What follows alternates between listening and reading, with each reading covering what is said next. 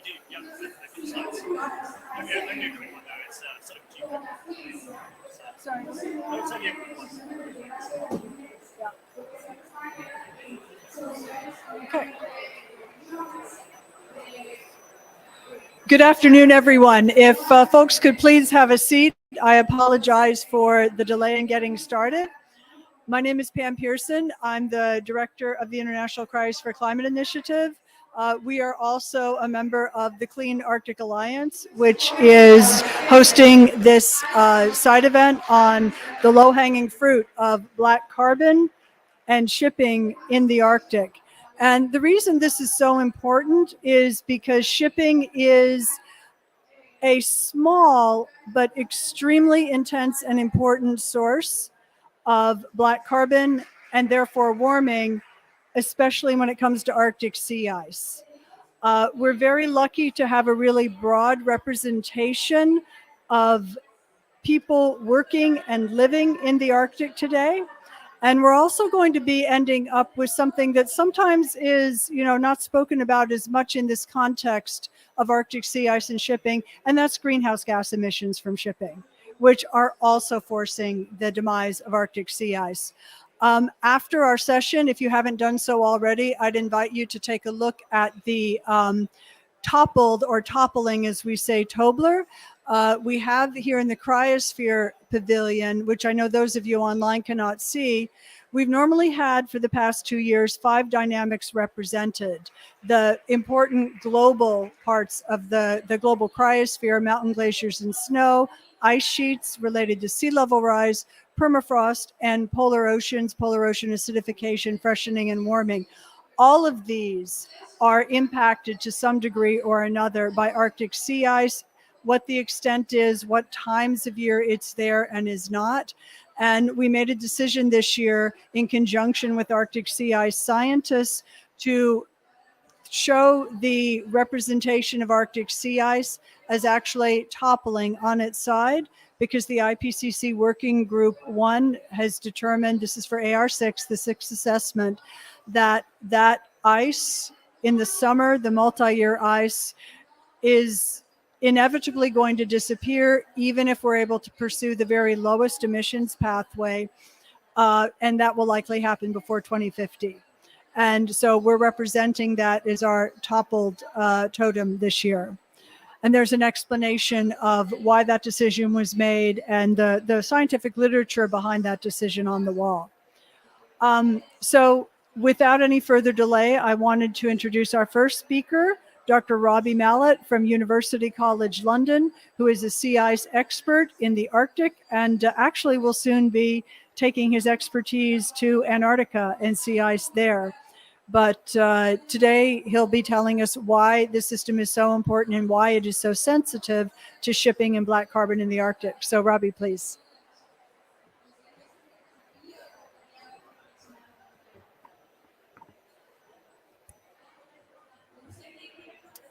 Hi, everyone.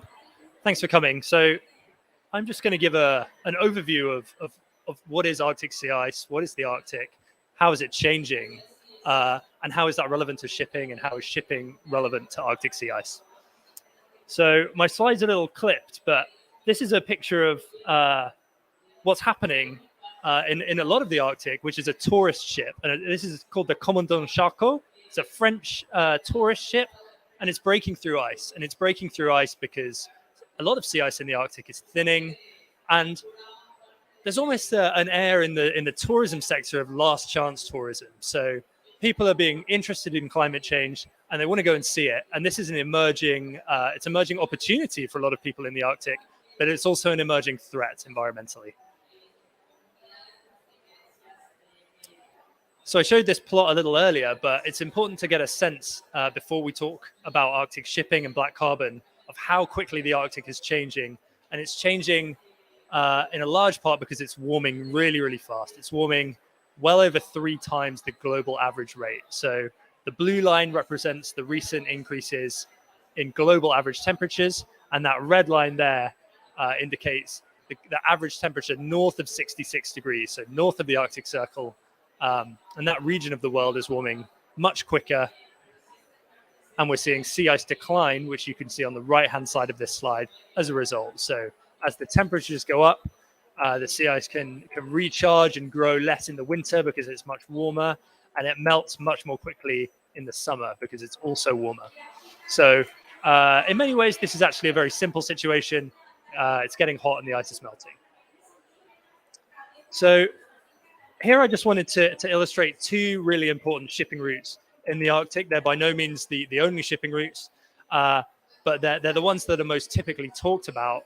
On the left of the right-hand side panel, in the red dashed, you can see the Northwest Passage through the Canadian archipelago. And on the right-hand side, you can see the Northeast Passage through the Russian exclusive economic zone. And you can see that the purple splodge on the right is where sea ice was in September of this year. And that's a subset of where it was at the beginning of the satellite record in 1979. And that's causing a lot of changes, and it's causing a lot of opportunities for shippers to move through a region of the Arctic that was previously difficult to move goods through. And not just goods, much more difficult to do tourism in, much more difficult to extract resources like fish, oil and gas, and minerals. So we can see just over the last 40 years that the sea ice has retreated away, and it's opened up space for ships to move. And I showed this slide a little bit earlier, but it's also become a lot thinner. So as well as retreating in the summer, the ice is much thinner in the winter, and ships can actually break through that. Specially designed ships like the one on the cover slide, ice-breaking ships, can transport goods and people through that ice, even when it's present, because it's thinner. Here's some news clippings that I clipped. So not this summer, but not this winter just gone, but the one before. We saw the first two-way passage in winter of LNG ships moving between Russia's LNG terminals in the east and west sides of the northern Siberian coast. And that was really significant for the shipping community. It was also really significant for the people that lived there, and also the scientists that observed this rapidly changing environment. So the second headline that I've put there is that ship I showed on the first slide, the Commandant Charcot, that went to the North Pole in summer. And 30 years ago, that would have been unheard of. 30 years ago, breaking through the thick old ice that loitered near the North Pole would have, you'd have been laughed at if you suggested you were going to do that. But now that's entirely possible for a ship to do in summer. The recent Arctic Ocean Mosaic expedition also did the same. They just drove there in September. They just powered their ship through the thinner, younger ice to reach the North Pole. And I alluded to this earlier. The final headline there is talking about, in this case, the US ambition to potentially extract oil and gas from we call them shelf seas because they're very shallow. They're typically between 50 and 400 meters deep, and they contain very large oil and gas reserves. So this is an emerging issue of governance, but it's also an emerging issue in terms of how are we going to supply these platforms to extract these materials if they go ahead, and how are these ships that carry tourists and how are these container ships going to move through when they're burning what's often described as bunker fuel. So you can walk on bunker fuel, put it that way. It's not like the gas that you fill your car with. Bunker fuel is a heavy, dense material that is much more environmentally damaging when it's run through the engines of these ships. So the type of fuel that most of these ships that move through the Arctic run on, it can be pretty environmentally damaging. It's greenhouse gas intense, but it also emits aerosols into the environment, some of which is called black carbon. When that sits on the ice and the snow surface of the sea ice, and also more alarmingly, the terrestrial snow and the land ice, that makes it much more absorbing to solar radiation. And I'm not going to go too deeply into that because we have some real field experts that are going to go into that issue, but I just wanted to introduce it. I think it's worth saying also that this middle ship, the Commandant Charcot, is an interesting example because it has electric engines that can be powered either through charge or by diesel engines. And that represents a unilateral advance by that agency that runs that ship. And it's an example of how if we want to, if the relevant organizations come together, there is actually a way for people to use the Arctic, to explore the Arctic, to make the most of its resources if they choose to do that in a much more environmentally sustainable way than is happening right now. So it's not, well, that's the title of this session. It's a low-hanging fruit. It's entirely possible to greatly improve the situation. So these are the three things that I've just touched on. These issues of transarctic shipping. It's not just this session's about black carbon, but transarctic shipping also brings issues of invasive species and also the large greenhouse gas emissions of the ships. The resource extraction, again, we've got the black carbon issues, but we also have the emerging issue of oil spills and how those would relate to sea ice cover, and whether we can remediate potential oil spills in the same way that we can in open ocean, and also what the impact of that will be on the ecosystems and the people that live there. And finally, tourism, as I've just discussed. So I'm going to hand over to the next speaker now. But I think my closing note would be, there's environmental change going on in the Arctic, but there's also a radical recent shift in how humans are using the Arctic. So we need to pay attention.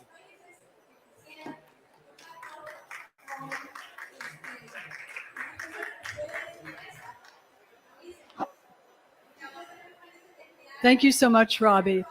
Our next speaker, which we're very honored to have here, is Lisa Hubukwaluk of the Inuit Circumpolar Council Canada, recently elected president, longtime international director also. And so she is very knowledgeable about these issues in different forums, and we're very lucky to have her here. Please, Lisa.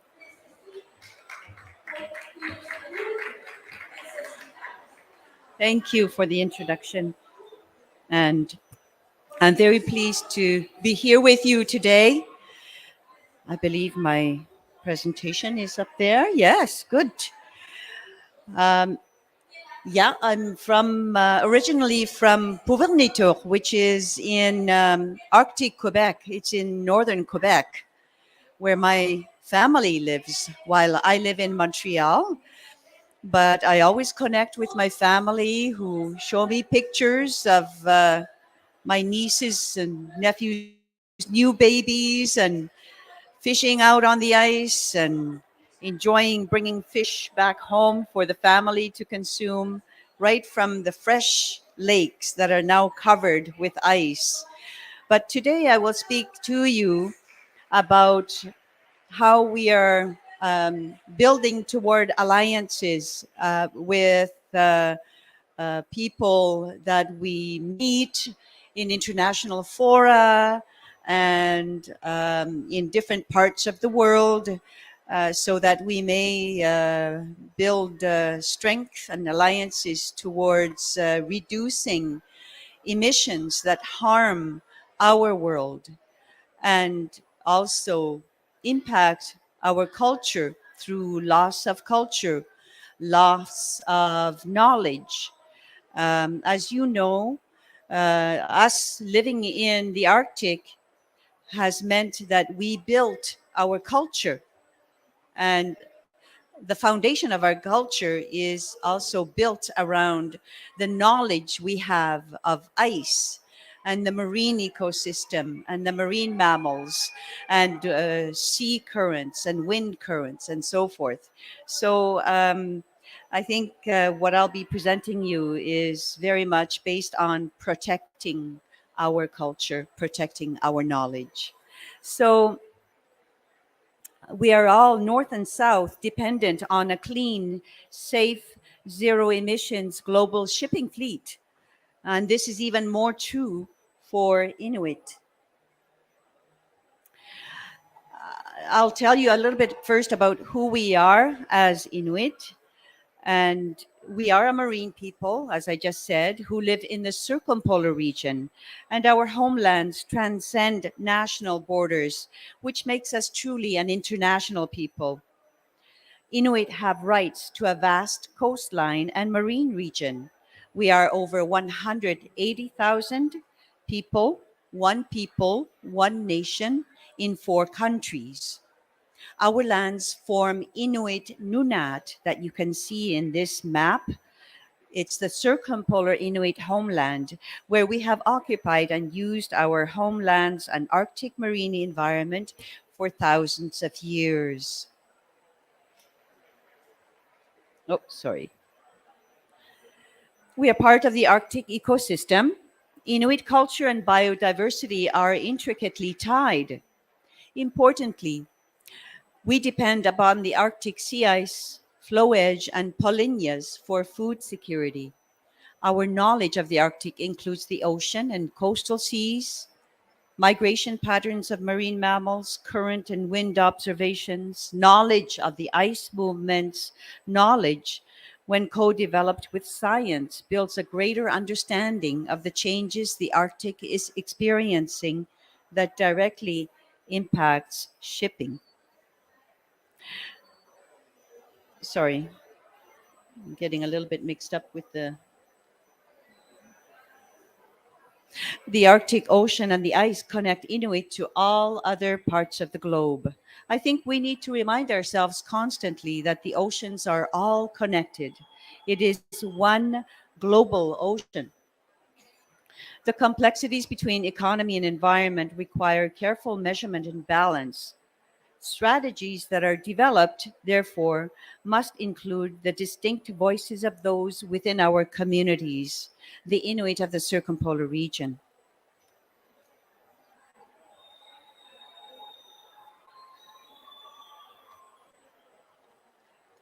Sorry, I'm mixed up with my papers. We know that underwater noise impacts our marine mammals.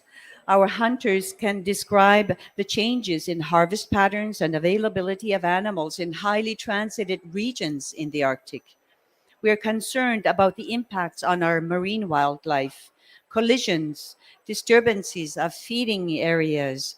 We are concerned about ocean dumping as this impacts our animals through pollution, contaminants, and invasive species. We're concerned about the potential for oil spills as we're not prepared and understand that a major spill would be catastrophic for our way of life. And of course, we're very concerned about climate emissions from ships.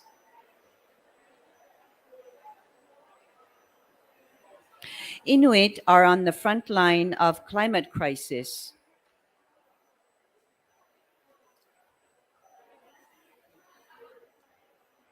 I'm so sorry. I feel lost in my presentation because I don't see the numbers.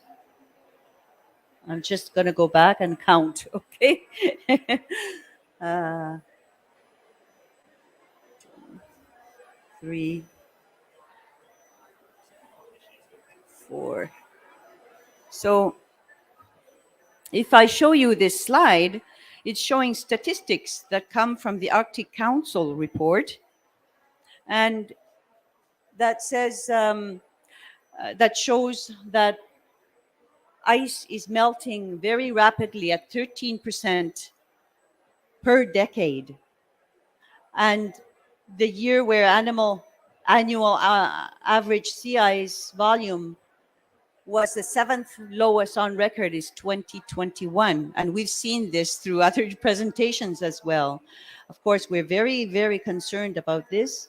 And there's been a 75% increase in distance sailed by vessels in the Arctic from 2013 to 2019. There's been also a 25% increase over the last 6 years in unique ships in the Arctic.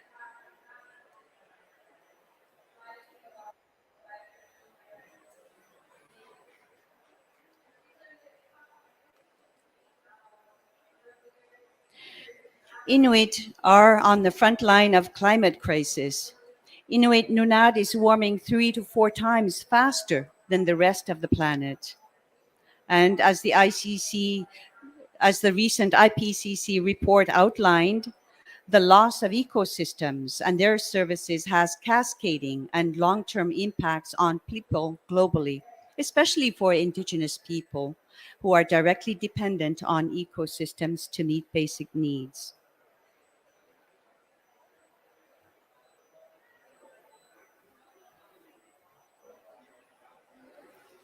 Given these dire predictions and already observed impacts, action to reduce climate emissions from shipping is urgently needed, particularly black carbon, a short lived climate forcer, which is 20% of shipping's carbon dioxide equivalent emissions.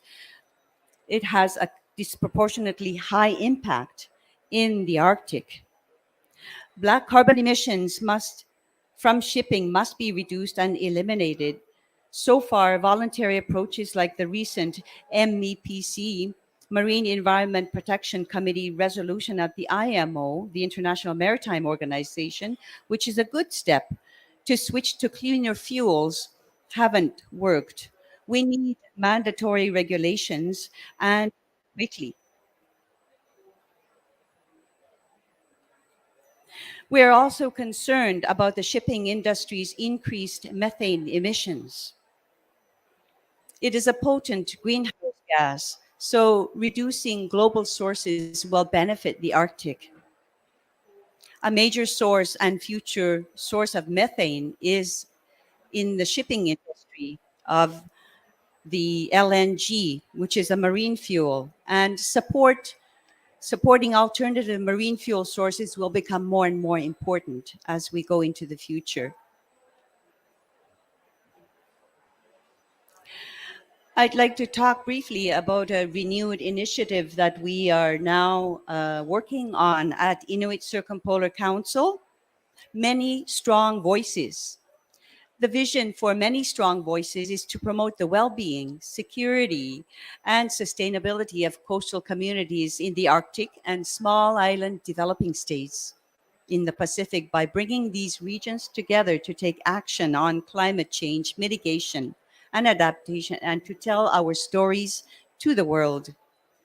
The vulnerability of communities both in the North and South bring authentic, powerful voices for change and jointly aligning and putting forward an ambitious climate and ship pollution agenda at the IMO will hopefully increase urgency of member states to act.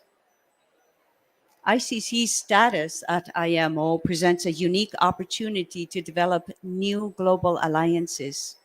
Inuit share many of the same challenges with the indigenous peoples and other citizens of small island developing states. These challenges include a dependence on the global shipping fleet for resupply, economic development, and transportation. Shipping is critical infrastructure in our respective worlds. One very pressing issue which has common cause with our Pacific friends, the impact of black carbon, perpetuates the most pressing ecological problems faced by both regions. Ocean acidification causing coral bleaching is driven by black carbon deposition, and ice melt is also catalyzed by black carbon deposition.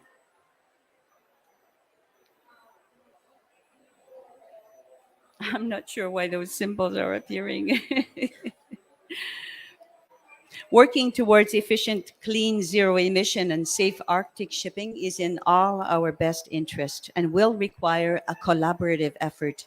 It's because shipping is so important to Inuit that we began an engagement with IMO. ICC has participated in the IMO over a number of years now, and we have listened and learned. We have attended IMO meetings under different states, but also under NGOs. But we know our small and mighty voice is unique at this important forum and warrants its own consultative status. IMO consultative status for ICC will ensure that our unique and independent voice, our Inuit knowledge, perspectives, and issues are heard within this important decision-making forum. Our intricate knowledge, awareness, and experience within the Arctic and the views of our people are all important elements of our contribution to the IMO. So we're hoping to continue and build partnerships with other shipping states that are dependent and impacted by global shipping, such as the small islands developing states. We have a lot in common. If we can find solutions to reducing black carbon by decarbonizing the global shipping fleet, we will protect both the coral and the ice.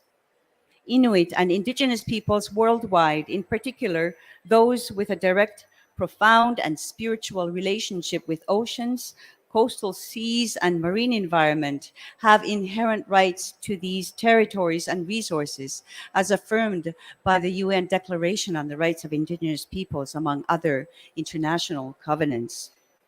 Our relationship with the marine ecosystem is critical to our well-being and way of life. This is the end of my presentation. Daima, as we say in Inuktitut, the end. Nagormi.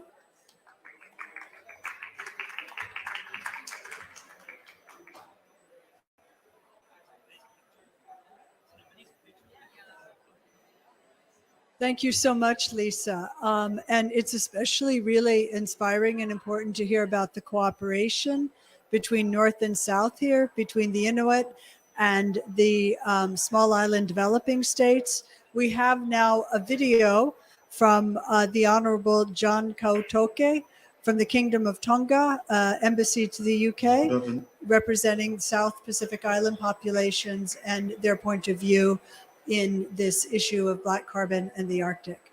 Hello everyone, my name is John Fadimon Kautoke, and I'm an advisor on ILO affairs in the Kingdom of Tonga. It is my pleasure to be speaking to you today on our South Pacific perspective of reducing black carbon emissions. On behalf of His Majesty, the Board of Cities Tongan Government, I would like to thank the Clean Arctic Alliance for organizing this event. I'm grateful for the speakers for the time for joining in this discussion. I welcome all those. I come from the Kingdom of Tonga, a small Pacific island located in the heart of the Pacific. With a population of a little more than 100,000 people, we are one of the smallest countries in the world with improvement and magnets. Our ocean territory is vast, which makes us, like a large ocean state. For over 3,000 years, our people have called the islands of Tonga home. Over the centuries, we learned to live in harmony with the ocean. The Pacific Ocean has always been a source of food, an invaluable highway, and a place where we derive meaning for our existence. And now, because of the climate crisis, the very thing which has sustained it so long may also be the source of our downfall. Over the past half century, we have been forced into a climate crisis with basically non-existent oil in the late. Within that same time frame, Pacific Island countries have become some, if not the, most vulnerable countries in the world to the effects of climate change. Increasing frequency, severity, and intensity of extreme weather events and natural disasters, coupled with extraordinary events such as pandemics. The effects on our countries can be extremely crippling, especially if we consider that our Pacific Islands already face connectivity challenges due to our relative isolation. To illustrate this, in January of this year, Tonga was hit by a global event, a volcanic explosion which triggered a tsunami. The effects of a double natural disaster is still be felt in the country today. My own family home was one of the hundreds of homes that were destroyed by the tsunami, and this at a time when the country was being impacted both socially and economically by the coronavirus pandemic. Moreover, the Kingdom of Tonga had not fully recovered from the devastating effects of the Category 5 tropical storm. It struck the country in 2018. This was followed by another Category 5 cyclone, which struck in 2020. In this slide you can see baby Moses standing in the ruins of the Pueblo following the same. On top of all of this, low onset events such as sea level rise poses an increasing threat every year. To some of our Pacific neighbors, sea level rise is an unexpected threat, which could lead to the erasure of their physical and legal reality. I am sometimes asked why Tonga and the Pacific are not interested in what happens in the Arctic. And my answer is always short and simple. What happens in the Arctic happens closely. In addition, the challenges we face in the Pacific are also shared by communities that live nearby. These communities will call the Arctic Tonga a home. Like them, we are isolated. Shipping is our lifeline. Like them, communities are threatened by sea level rise. Finally, like them, we share the risk of losing our identity and sense of belonging if our environments are swept away by the destructive effects of climate change. We Tongans, and our neighbors, we always share the cause of the vulnerable who are affected by climate change. The Kingdom of Tonga's foreign policy principle is be friend to all and the enemy of none. It is a foreign policy of friendship, but it is also one of compassion. And it is one that realizes we may be in different boats, we all face it. This storm is climate change, and we have a chance to do something about it. The IPCC report on impacts, adaptations, and liabilities that when it concludes that the scientific evidence is unequivocal. Climate change is a threat to human well-being and the health of the planet. Any further delay in concerted global action will miss a brief and rapidly closing window for the livable food. It is with this concern in mind we cooperate as a region and as a people to tackle climate change by merging our collective voices, both ambitious reductions in greenhouse gas emissions and the accelerated uptake of greener and cleaner forms of energy, particularly in the Arctic. One of these important forums is the International Maritime Organization. Tonga's engagement with the IMO began in 2000 when we acceded to the Convention of the International Maritime Organization. Since then, we have continued to engage with the organization's work by fulfilling the IMO's mandate to promote safe, secure, environmentally sound, efficient, and sustainable shipping. As a country that relies heavily on imported goods, international shipping has been and remains a lifeline for Tonga and other Pacific states. The goal of engagement with the IMO has sought to ensure that this lifeline does not also contribute to our detriment for greenhouse gas emissions. And in this respect, Tonga has ratified MARPOL, or the International Convention for the Prevention of Pollution from Ships. We have also ratified the 6 technical annexes to MARPOL. Of key interest to Tonga is Annex 6, which focuses on preventing air pollution from ships, improving energy efficiency, and reducing greenhouse gas emissions from ships. We have engaged with the Marine Environment Protection Committee of the AFT and other subsidiary bodies, including the International Working Group on the Reduction of Greenhouse Gas Emissions. For the upcoming MEPC and ISWG sessions, our participation in these meetings are aimed to push for the highest ambition possible for the reduction of greenhouse gas emissions, which is 100% no later than 2050. To push for a basket of measures with emphasis on the greenhouse gas level and a global fuel standard. To push for the inclusion of the rule of pay to principle. To push for an equitable treaty that no country was left. In conjunction with these ambitions, we support any endeavor that will have immediate beneficial effects on the economic crisis. The work to reduce black carbon emissions is one sector goal. Black carbon is a short-lived climate force responsible for around 20% of Britain's climate impacts. And it settles on snow and ice, it accelerates water and the loss of vegetation. This in turn exacerbates local and global warming. However, black carbon is short-lived, and so a reduction in emissions may be needed by the benefits.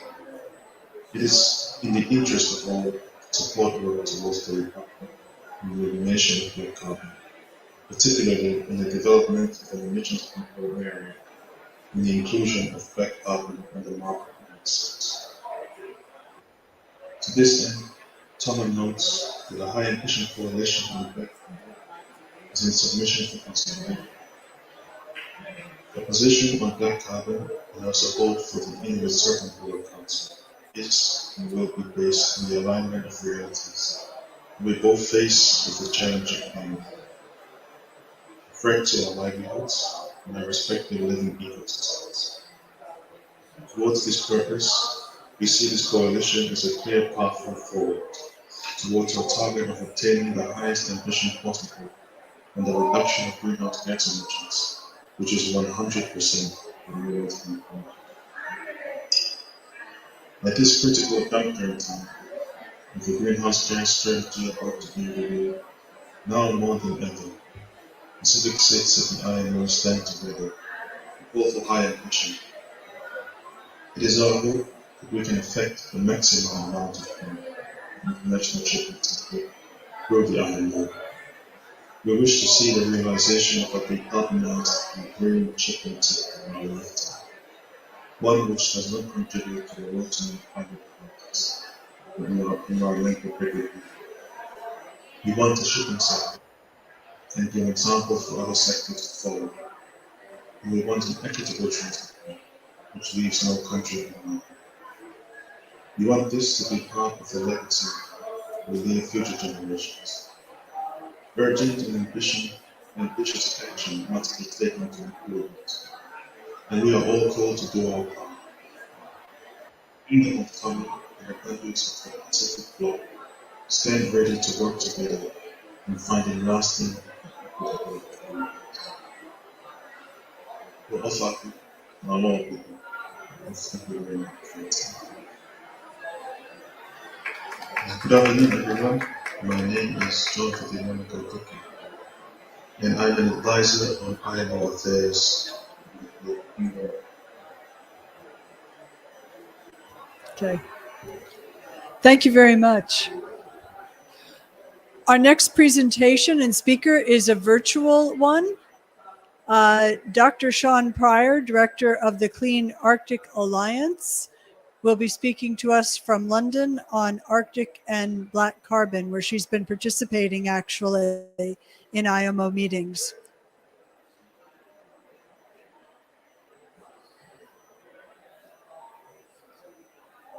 Can you hear me? Now we can hear you, Sean. Yes, welcome to Sharm el Sheikh. My screen. Yeah, we're not seeing your screen yet, so hang on for a second. It's coming.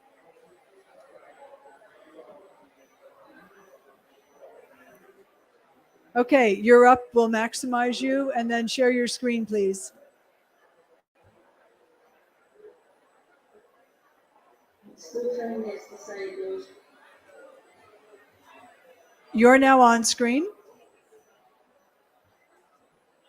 Right. I'm unable to share my screen though to show the presentation. Yeah. If you could go in and enable screen sharing or simply make Sean a co-host.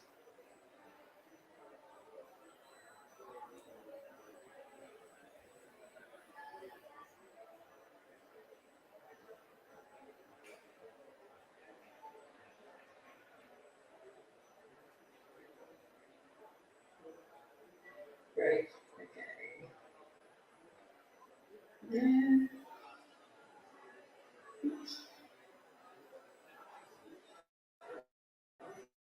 It's coming. It's Great.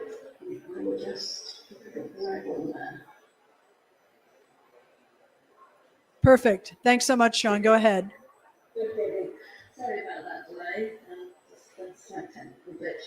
Thank you very much. First of all, I would just like to say thank you to the International Cryosphere Climate Initiative for their amazing development and organisation of the Cryo Pavilion, and for the opportunity for the Clean Arctic Alliance to organise an event here today. And I would just like to say thank you now, and I have the floor to all of our speakers today.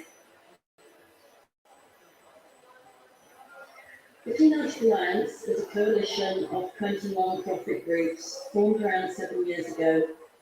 Our work is focused through campaigns to change shipping practices impacting the Arctic, and in particular to reduce black carbon emissions from ships impacting the Arctic and to address the risks associated with heavy fuel oil spills. We have members with consultative status at the International Maritime Organization and at the Arctic and Nordic Councils, some of the bodies that have the ability to agree to action to reduce ship emissions that impact the Arctic. We've already heard quite a lot about the climate disaster, so I'm not going to go into very much detail now, but I did just want to remind ourselves of the words of the UN Secretary General from earlier this year, and indeed he's again made dramatic interventions earlier this week at the opening of COP27. We are on a fast track to climate disaster. Major cities underwater, unprecedented heat waves, terrifying storms, widespread water shortages, the extinction of 1 million species of plants and animals. This is not fiction or exaggeration. This is what the science is telling us and what will result from our current energy policies. I think nowhere are many of these consequences being felt more strongly than in the Arctic.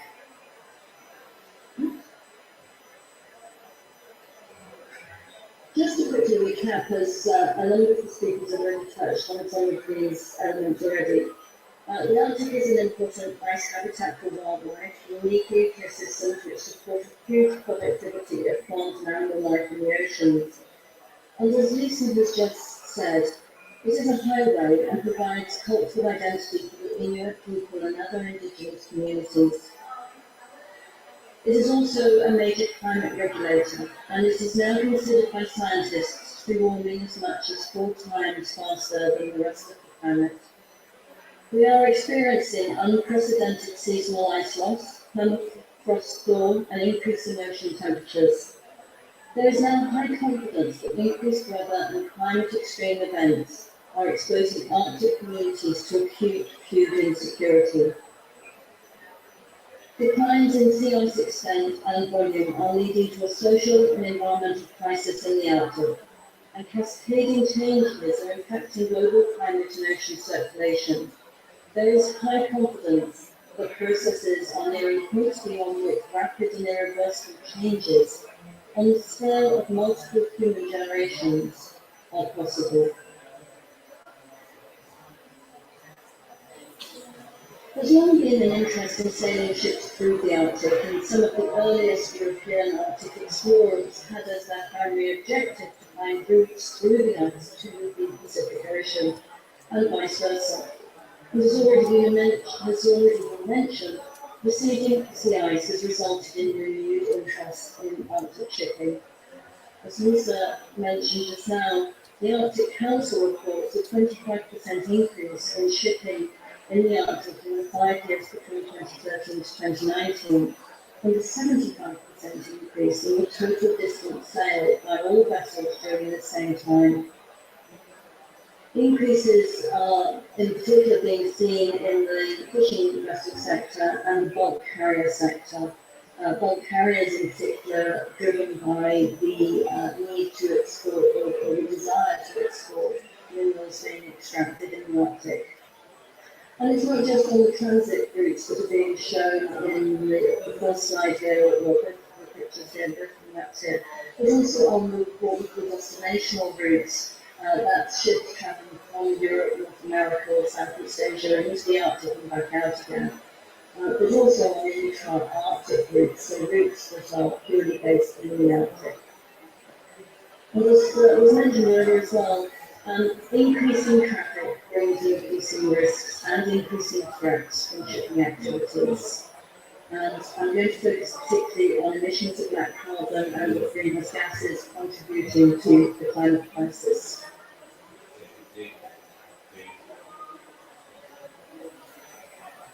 As I said, I'm going to focus on black carbon, and I think our next speaker, Madeline, will talk a bit more about greenhouse gases more generally.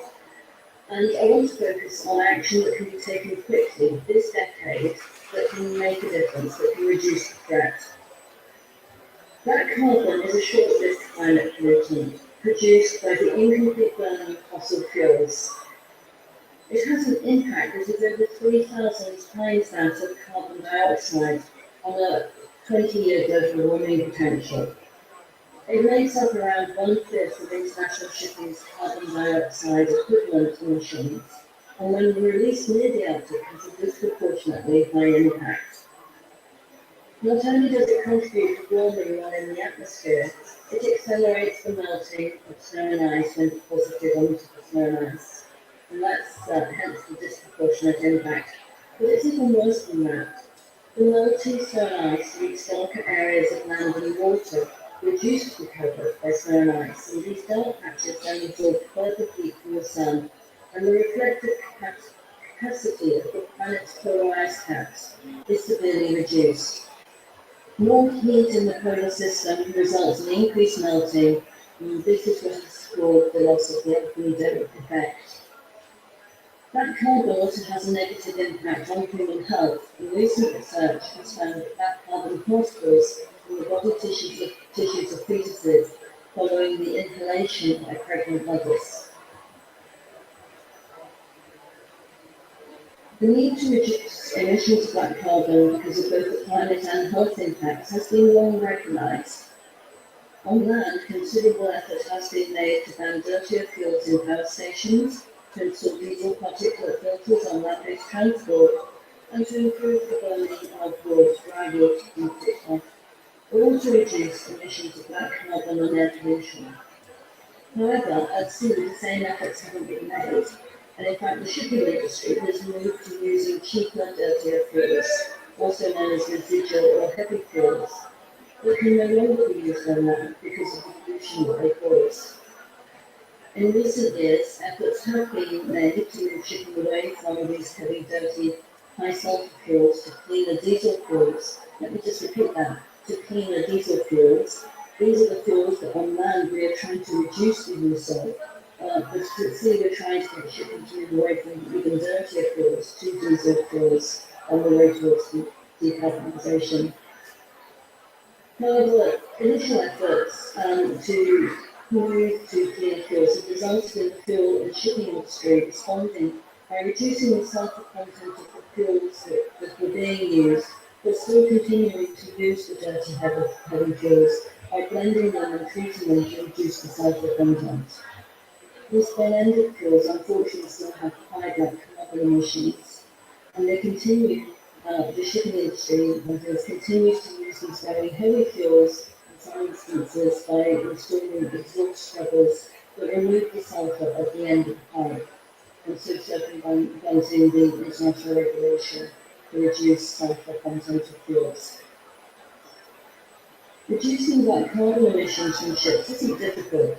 It doesn't require the development of new fuels or new technology, and it can be done with immediate effect.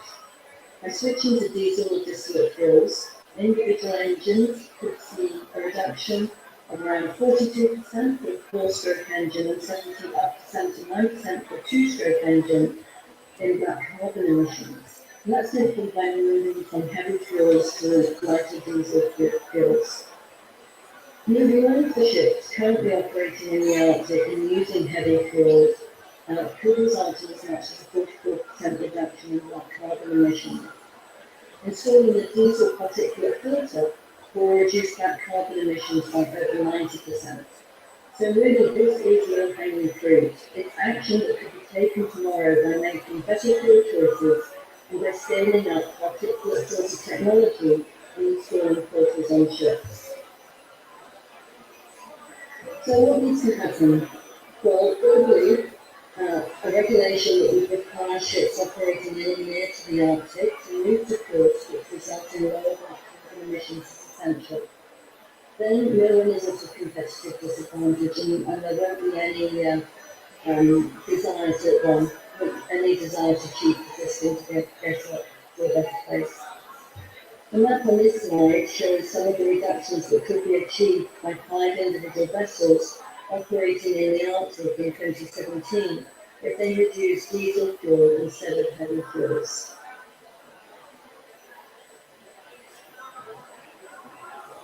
Designation of emission control areas is another technique that can be used to reduce emissions of carbon. And in these areas, cleaner fuels would need to be used. And this can be an important way of reducing fuels beyond, reducing black carbon sources beyond the Arctic. The drive into the Arctic once the black carbon has been out into the atmosphere. And then the development of the global fuel standards would also be valuable, requiring ships' fuel to be of a standard that would result in lower black carbon emissions. However, this does need to be considered alongside the drive to decarbonise shipping entirely, as it will take some time, and decarbonisation efforts may overtake the development of global fuel standards. There's not just global action that's needed through the International Maritime Organization. There's more that can be done at a domestic and regional level too. And in fact, there are already some leaders showing the way to go. Domestic bans on the use of heavy fuels should be introduced in particular by the Arctic nations, and Norway has already introduced such a ban in the waters around the island of Svalbard. But more needs to be done covering the whole of the Arctic coastline and indeed reducing black carbon emissions beyond the Arctic too. The shipping industry itself should take action. After all, the health of ships, crews and passengers is important. Passengers having to wash their clothing because of the soot stains on cruise ships isn't a great look. The Arctic Expedition Cruise Operators, that's the smaller cruise vessels that operate in the Arctic, have already taken the decision to switch to distillate fuels. And some are starting to test now the installation of filters to further reduce black carbon emissions. But this is just one small sector, and we need this action to be spread out throughout the whole of the shipping sector. And then regional action, regional regulation is also possible. As an example, the EU's Fit for 55 package of climate regulation could include provisions requiring ships that operate in and out of European ports and travelling to the Arctic to operate on distillate fuels. It doesn't currently include provisions of that nature, but there do remain chances for further amendments to protect the Arctic before it is finally adopted. And there's no reason why similar action isn't possible at other regional levels. Of course, reducing ships' black carbon emissions can't be achieved in isolation, and as Lisa has said, we need to cooperate and we need collaboration. It's essential, as we've heard today from both John and Lisa, that climate vulnerable nations and indigenous communities are fully involved in the decision-making process. I'm just going to leave you with the Clean Arctic Alliance's call to action. On our website, you can find the Arctic Ocean Action, where bodies with an interest in the Arctic can support the need for better action to reduce shipping impacts on the Arctic. Thank you.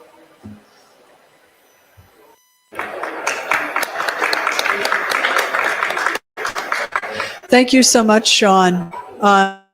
This was a very interesting presentation, especially giving some of the solutions that are possible and what needs to happen. So our final speaker before the Q&A is Madeline Rose of Pacific Environment. a long-term leader on these issues in the Clean Arctic Alliance and in the Arctic in general and in the Arctic Council. She's going to be speaking about shipping and greenhouse gas emissions.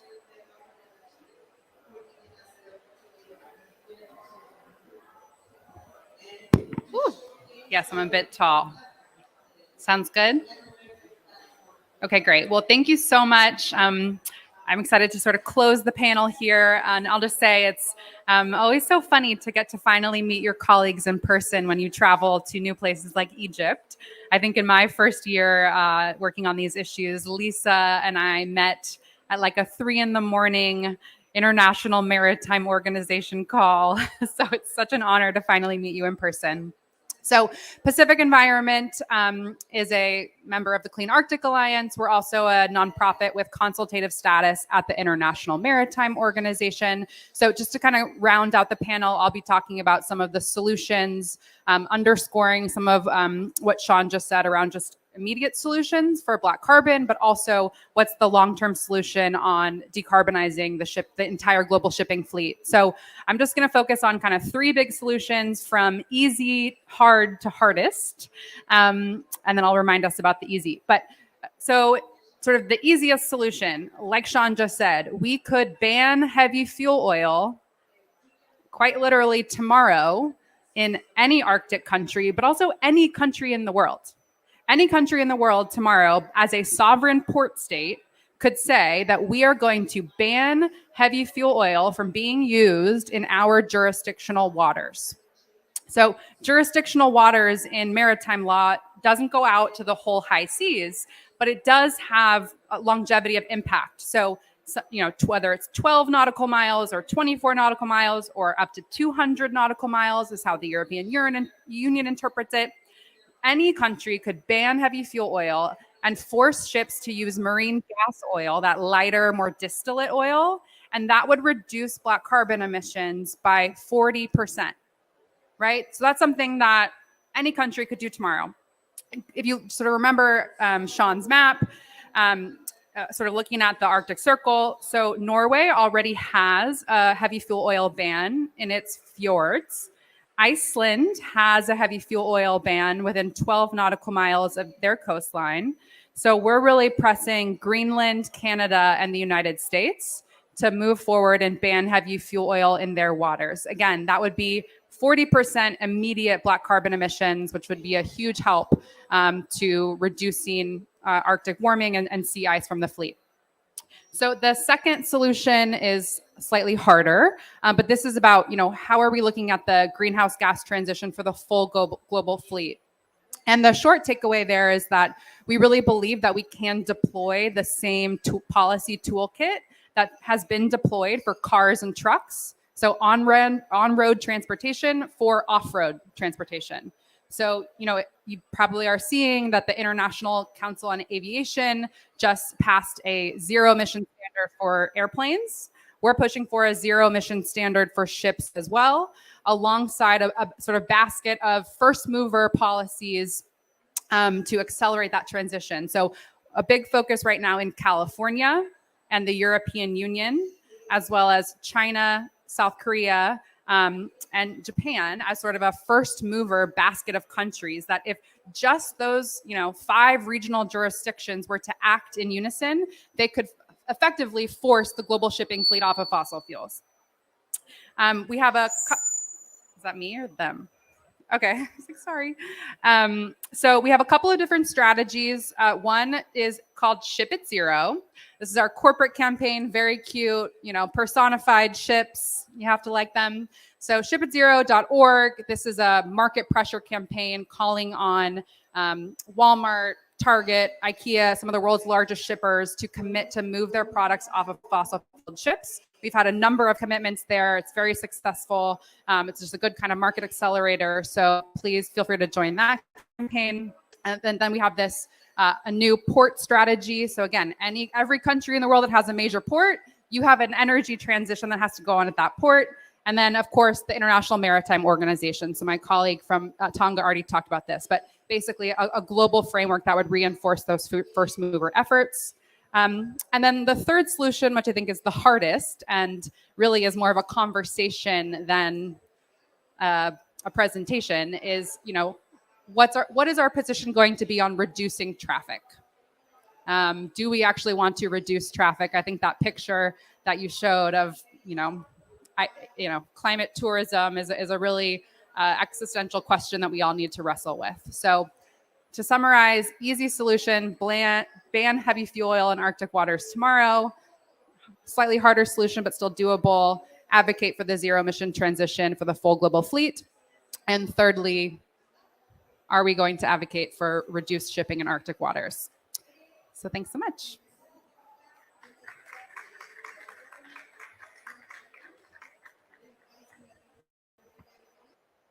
So Director Pam has gone off to change the world in another pavilion. So I'm just going to moderate the Q&A.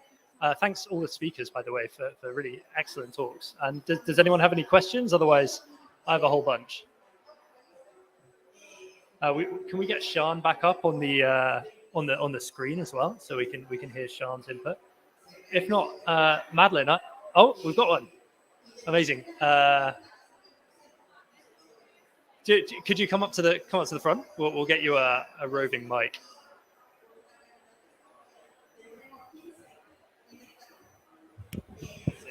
Just over here. Okay, hi everyone. I'm Gavi Ryder at the Pisces Foundation. I'm curious, like what you're all focused on this week here at COP and how you're seeing the work you're doing here, engaging with the negotiation processes and as well as the rest of the venues. Yeah, so the question was, what are the speakers focused on at COP? Which negotiations are they following to try and reduce black carbon? Lisa, do you want to start? You're welcome to come up here as well. Might be easy. Yes, good question. As Inuit, we're focusing on our position, and we're bringing forward some recommendations for our listeners to hear. So one of those is that discussions around climate action need to include us as a way. Well, I'm complicating my statement. Let me say it. We have the right, we have the inherent right to self-determination. And I mentioned earlier, we live in 4 countries under different jurisdictions, but we consider ourselves as one people, one nation. And our inherent right to self-determination is recognized now through various international conventions now. So we express ourselves regularly by repeating this. Secondly, our indigenous knowledge must be utilized alongside scientific knowledge when we discuss public policy, when we want to make decisions around climate. Our knowledge is really crucial to these discussions. So we want constantly to advocate and promote our knowledge, because it's not the same as scientific knowledge. It's also not inferior to scientific knowledge. It's equally valuable. I said earlier that our culture is founded in the Arctic environment. We created our culture around our knowledge of the Arctic environment, and we are happy to be home in the Arctic environment. So that's very important. The other is ethical, equitable engagement. We have developed a set of protocols guide researchers, that guide decision makers on how to engage with us, so that we're not left behind, as a lot of people are saying. Fourthly, access to funds for loss and damage mitigation, adaptation. As people living in developed countries, Greenland, which is part of Denmark, Canada, Alaska, which is part of the United States.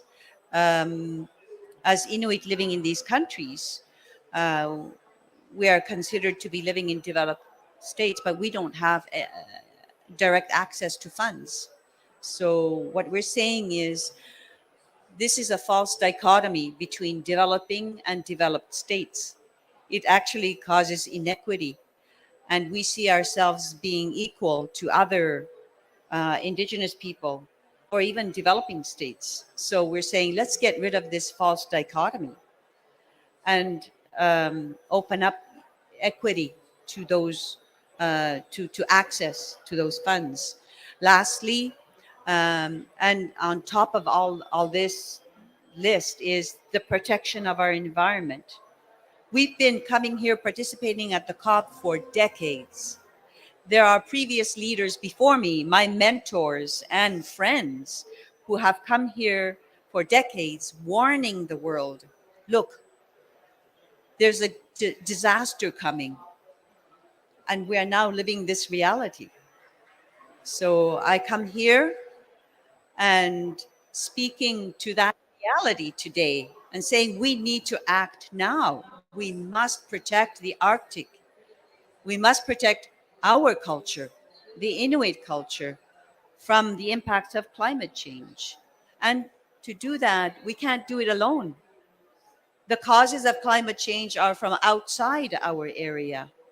So we must work with you. We must work together and stop the impacts of climate change, stop the causes of climate change. Okay, so that's my main message.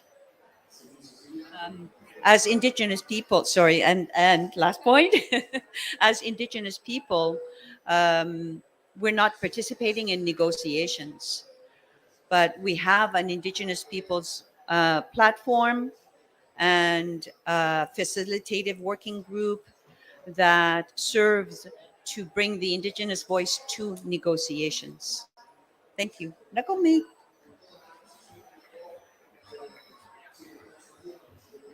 Yeah, and I'll just say, so for this COP, we worked on two kind of outside of the negotiations, two initiatives. So the Green Shipping Challenge, which was just launched on Monday with Secretary Kerry, with the United States and Norway.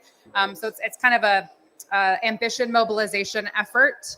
Norway actually committed to reducing all emissions from the Norwegian shipping fleet by 50% by 2030, as well as pursuing that target globally, which is effectively what the shipping industry is responsible for under a 1.5 degree carbon budget. So that's really positive, and we want to see more countries embracing that 50% absolute by 2030 commitment.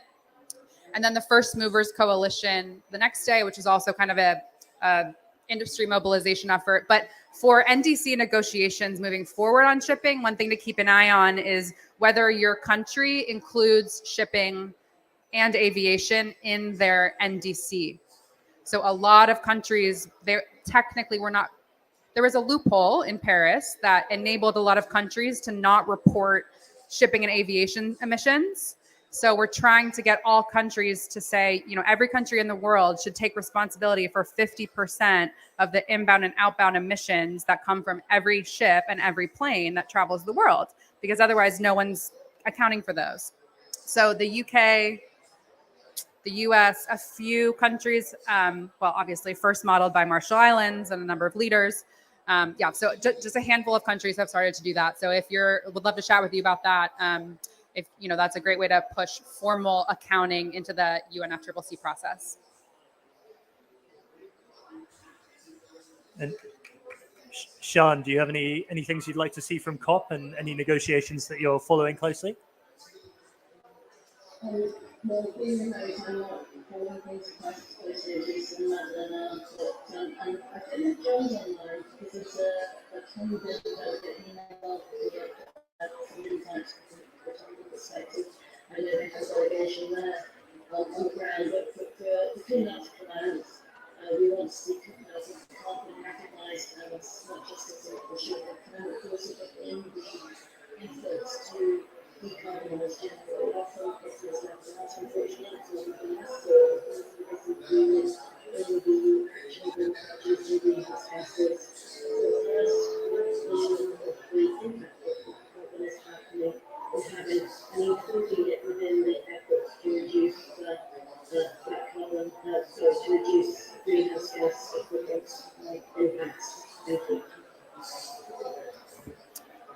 Thanks, Sean. I don't think we have John on the line, but we're just checking. No, I think we don't have John. So does anyone else have any more questions? Another question? I have a question for Madeline, if you wouldn't mind. When you're trying to pressure companies like IKEA to ship zero, I imagine they use quite large shipping agents like Maersk and stuff.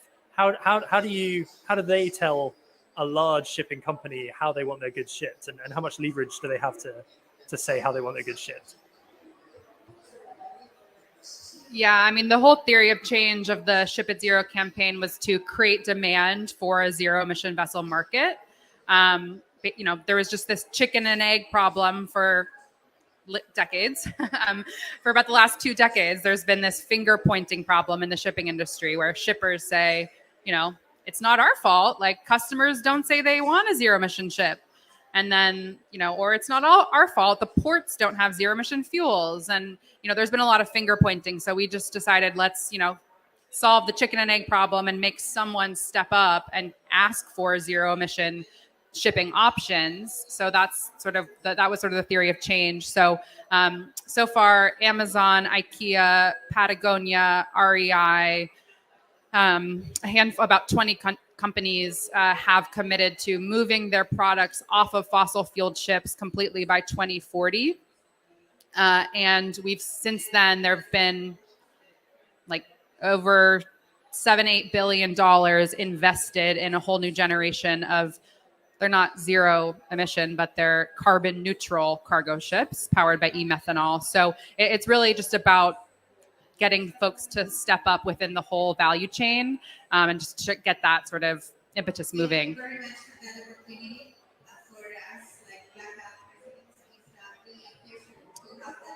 Do we have any more questions? If not, we might close there. So thank you to all the speakers. It's really kind of you to give up your time and energy today. And here's hoping we do something about black carbon. Eh? Thank you. And can I just say thank you to the speakers, and thank you, Robbie, for stepping in for Cam at the end, as well as stepping in as a climate scientist and speaking to lead us off today. Thank you very much. Thanks, Sean.